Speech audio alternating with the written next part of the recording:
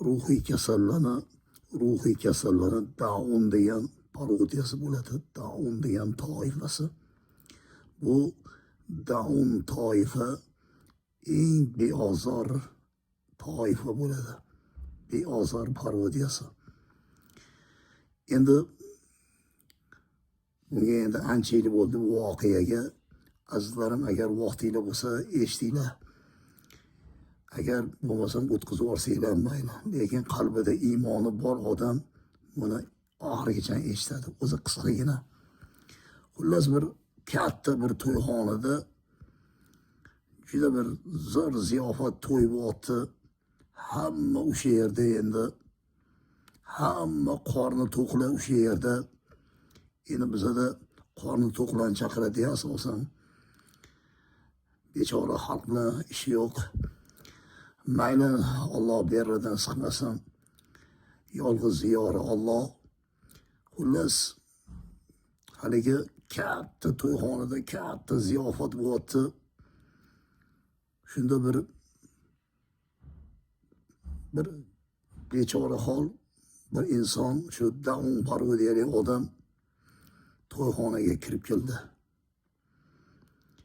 Hassakashlardan bittalar bir bashang kiyingan, endi chatki kiyingan, galstuk kasrchilarni taqib olgan, kiyib olgan. Shu odam qo'lini bigiz qilib ko'rsatib, buni kirgizmanglar to'yxonaga dedi. Haligi amakini gapi bo'yicha o'sha hassakash bo'lib turgan yigitlardan 4-5 tasi haligi yigitni tashqariga ochiq tashlashga harakat qilyapti-yu, lekin haligi bechora kiraman ichkariga deb kiraman deb qo'ymayapti. Shunda meni endi domla imomlik qilib yurgan vaqtim edi. Haligi yigitlarga qarab, tegmanglar bunga, kirgizinglar bu odamni. O'zi ziyofat shularniki. Biza yeb o'tiribmiz shularning narsasini. Kirgizinglar ichkariga.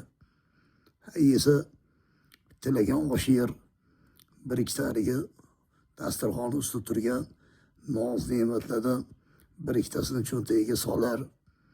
Shularniki o'zi ehson deb aytdim. Ichkariga kirgizishdi. Shunda bir gap, ya'ni bir she'r mana ilhomimni keltirdi. Kulmangiz degan she'r. Kulmangiz aqli zaiflar ustidan, masxara qilmangiz oldidan u ortidan, bilmaymiz kim bo'lishimiz ertadan. Allohim ularni shunday yaratdi azaldan, ularning yutug'i bordir bizdan, gunohlar xolidir ulardan.